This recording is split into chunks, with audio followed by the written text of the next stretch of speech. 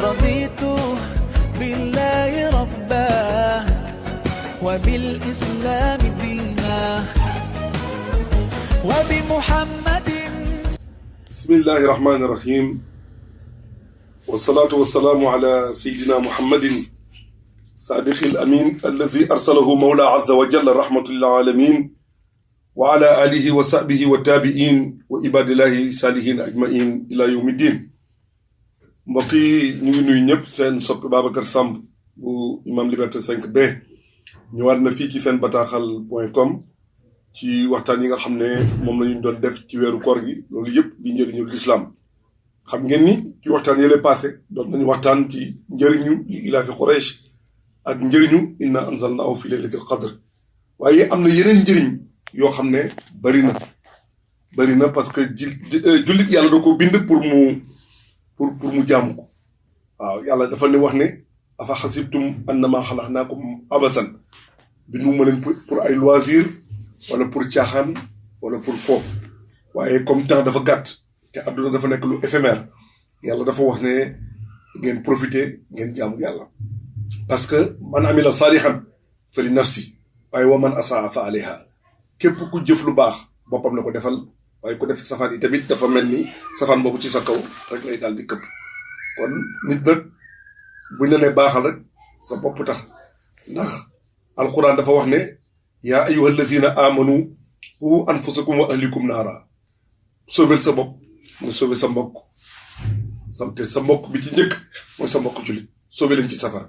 te ni ngi leen di sauver mooy nga jàngal leen diine, ndax yàlla dafa wax ne hal yastawi allazina yaalamuun wallazina laa yaalamuun. ku xam ak ku xamul mënuñoo yem abadan. waaw ku jàng ak ku jàngul mënuñoo yem. da ngay xool sax borom diplôme ñi nekk ci administration wala ci gouvernement di liggéey, kii am diplôme ak kii amul diplôme lu ñu yem.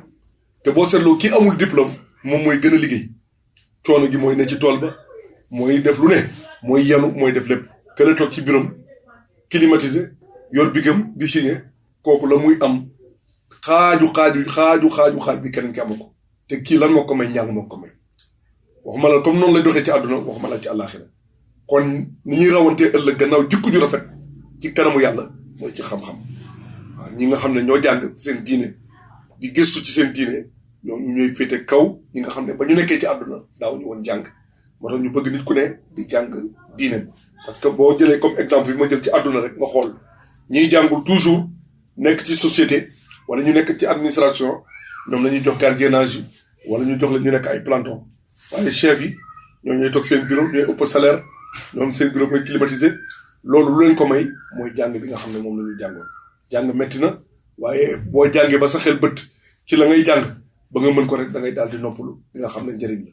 kon nit lu mu war a rëccu mooy li tax jàngu mu woon ak bu mu ci doon nag.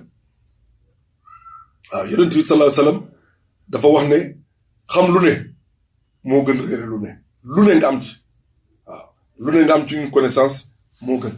jàng sa diine ba maîtriser ko, jàng alxuraan mokkal ko, jàng sa farata, jàng sa sunna, xam luy ponk aj ak luy ponk koor ak julli la mooy farata yi, lan mooy sunna, lan moo koy yàq, sa wàllu purification nga xam ko.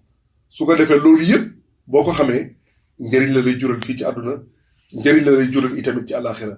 waaye lu bon mooy xaw ma moom baaxul. lañu wax naan l'ignorance, le plus grand ennemi de l'homme c'est l'ignorance. mais ignorance n'est pas forcément absence de culture, mais les éléments d'une culture dont on ne se sert plus est aussi un signe inquiétant de l'ignorance. seen mbokk seen xarit Babacar Samb moo nekkoon seen bataaxal.com yéem ak yéen fii ba ëllëg ak jàmm di leen ñaanal jàmm. wasalaamualeykum wa rahmatullahi taala wa barakatu.